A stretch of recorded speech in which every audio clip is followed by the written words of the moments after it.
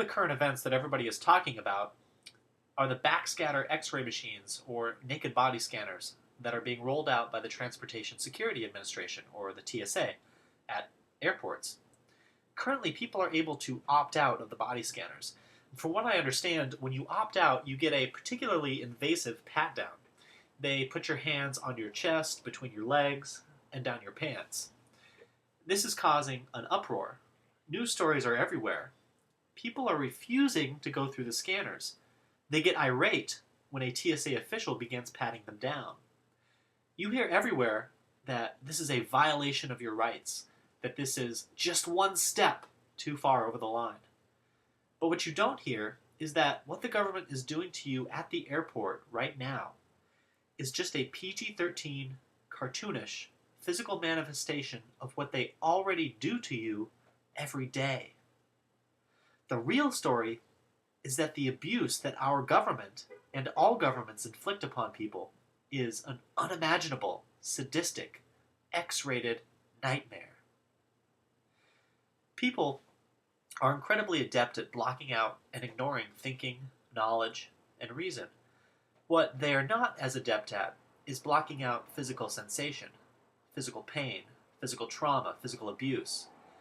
Many people do block out those memories, particularly if they happen in childhood, but what you see now is people reacting to the physical abuse after a lifetime of staying silent about the invisible abuse that governments inflict upon us in the form of taxation and laws, and the physical abuse that they inflict on invisible people through foreign wars.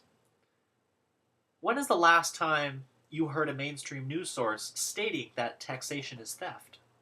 When is the last time you heard a mainstream news source criticizing the Federal Reserve's control over the money supply?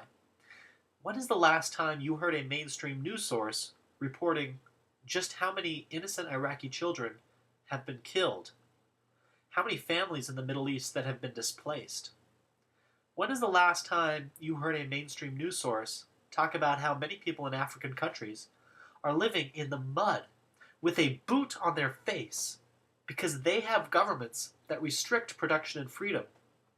Governments who use foreign aid money stolen from taxpayers in developed countries to fight wars and build their power before throwing the breadcrumbs to the starving masses. So let me get this straight. In terms of the average person's tolerance for tyranny, it's not theft of our earnings that is the straw that breaks the camel's back. It's not the imprisonment of hundreds of thousands of nonviolent drug offenders. It's not the deficit spending that our children will be forced to pay for. It's not the creation of a welfare state that keeps millions in poverty. It's not the creation of an educational system which treats a child's intellect about as effectively as a slaughterhouse. So, what breaks the camel's back is a low-wage, uneducated pervert with low self-esteem touching you between the legs. It's like having an army of tanks and fighter jets and aircraft carriers with their guns all pointed at you, and you complain that it's cold outside.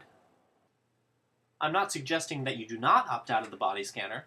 I think opting out is a good idea, especially because of the radiation danger presented by the X-ray machines.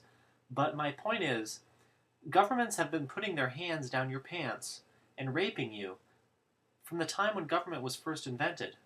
It's time to start thinking about alternatives.